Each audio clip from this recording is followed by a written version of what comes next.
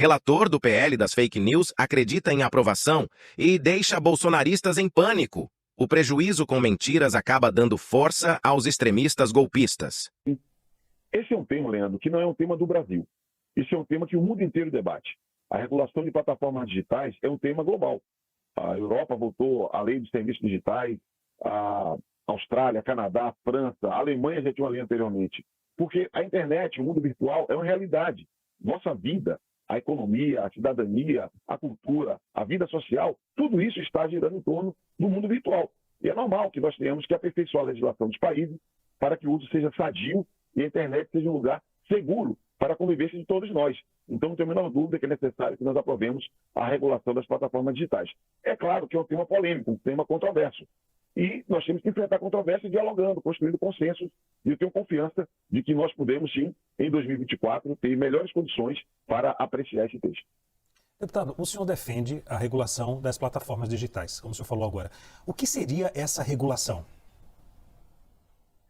Veja, existe alguns temas, 2 ou 3 que eu chamaria a atenção de vocês. Primeiro, é necessário nós termos transparência na operação de serviços digitais. Aliás, as plataformas digitais, as Big Techs aqui no Brasil, diziam que o texto que nós defendemos era muito detalhista. Só que a lei de serviços digitais da Europa tem um texto ainda mais detalhista. Então, eu quero que as empresas internacionais sigam no Brasil o parâmetro que elas têm na União Europeia, por exemplo. Eu vou dar um dado prático para vocês. Como é feita a operação dos serviços digitais? Essas plataformas respeitam os direitos fundamentais ou não? Quem decide, quem vê, quem ouve, quem não vê e quem não ouve as determinadas mensagens? A chamada transparência algorítmica. Como isso pode se dar? Então, regras de transparência é um primeiro aspecto. Segundo aspecto, é necessário nós termos responsabilidade quando essas empresas não cumprem com os seus objetivos.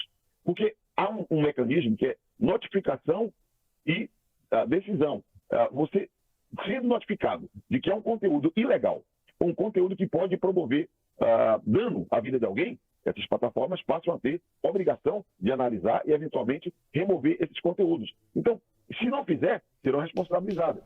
Se não fizerem uma análise do que está sendo veiculado na internet e identificar os riscos, agir para mitigar esses riscos, elas podem ser notificadas. Então, essa questão da responsabilidade das empresas é o segundo ponto. E o terceiro ponto, é necessário nós defendermos a liberdade de expressão plena para os usuários.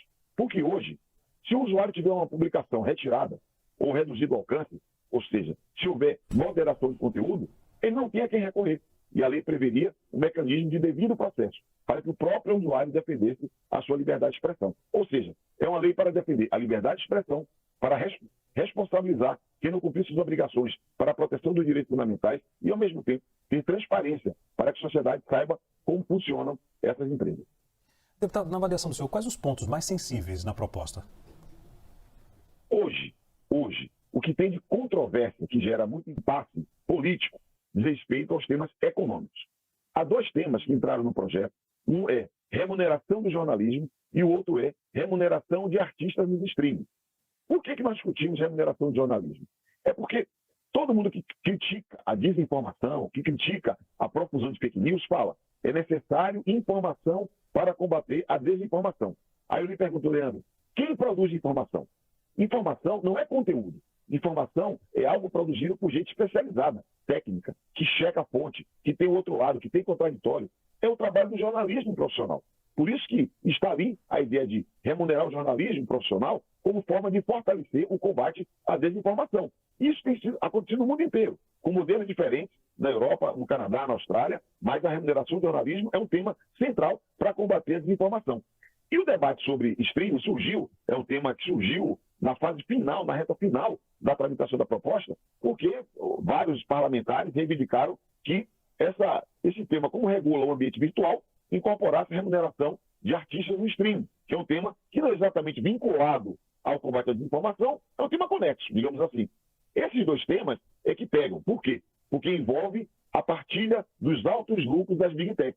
É isso que fez com que elas cerrassem fileiras contra a tramitação da proposta. E a outra resistência, eu diria que é uma resistência um pouco inexplicável, mas é uma resistência da chamada extrema-direita, que argumenta que qualquer regramento para a internet significaria restrição à liberdade de expressão, o que é um completo absurdo. se a liberdade de expressão está consagrada na Constituição Federal do Brasil e a proposta de lei prevê ao contrário, prevê a defesa da liberdade de expressão. Mas aqui é um discurso mais ideológico que existe na extrema-direita. De maio para cá, quando nós debatemos, tentamos votar a primeira vez, o que mudou? Primeiro, que a base do governo está um pouco mais organizada do que naquele momento. Segundo, é que muitos grupos, inclusive a Frente Parlamentar Evangélica, com quem nós dialogamos sistematicamente, compreenderam que não há nenhum risco aos interesses deles. E, por fim, as próprias Big Techs. Nós seguimos conversando, dialogando com as Big Techs e temos procurado eliminar as polêmicas. Mas eu diria que o que pega hoje são os temas econômicos. Esses temas econômicos é que geram mais contradição entre as Big Techs, que têm tido uma posição crítica, e o texto apresentado. Agora, deputado, como o senhor disse, a oposição diz que regulamentar as redes sociais, por exemplo, pode abrir brecha para algum tipo de cerceamento. O senhor falou agora, não, pelo contrário, que o projeto não prevê isso, a proposta não prevê isso, pelo contrário, e sim liberdade como está na Constituição. Eu vou dar um exemplo aqui. Vamos supor, alguém publica uma informação falsa, uma difamação contra alguém. Hoje já existe lei para poder fazer essa punição de difamação.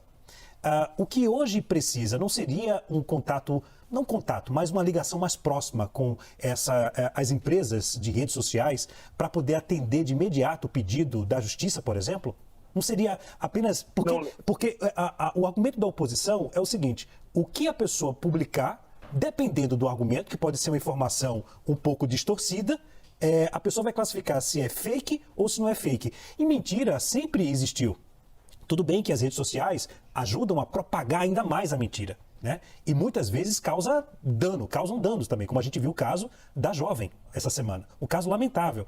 Mas será que não deveria haver ali que as empresas de redes sociais deveriam agir de forma mais rápida após o pedido da justiça, num caso desse? Leandro, mentira sempre existiu e sempre seguirá existindo. É impossível você acabar com mentira, igual crime. Uma lei, inclusive, ela não vai acabar com o crime. Ela pode tipificar uma conduta, mas há pessoas que continuam agindo criminosamente. Então, não é uma lei que será uma bala de prata, uma solução mágica. Não, isso não tem nenhuma hipótese de acontecer, porque na vida prática não é assim. Agora, o que é que tem de diferente no debate que fazemos agora? Primeiro, a Lei Brasileira da Internet, que é o Marco Civil da Internet, ela cria uma imunidade para as plataformas digitais, no seu artigo 19, quando fala que essas empresas só podem ser responsabilizadas se não cumprirem uma decisão judicial. É a única hipótese de responsabilidade para essas empresas. O que nós defendemos é que elas possam ter outras hipóteses para serem responsabilizadas, até porque elas ganham dinheiro com a difusão de publicações, muitas das quais, ou algumas das quais, são desinformação, são fake news e produzem dano. Inclusive, o que o texto prevê, na mudança do que eu chamo de regime de responsabilidade, é que, quando há impulsionamento, a empresa passará a ser obrigada a identificar o autor do anúncio, do patrocínio. Se não identificar e houver dano com aquela publicação, a empresa é responsável, solidariamente. Se ela identificar, for feita a publicação e houver dano, ela vai responder também.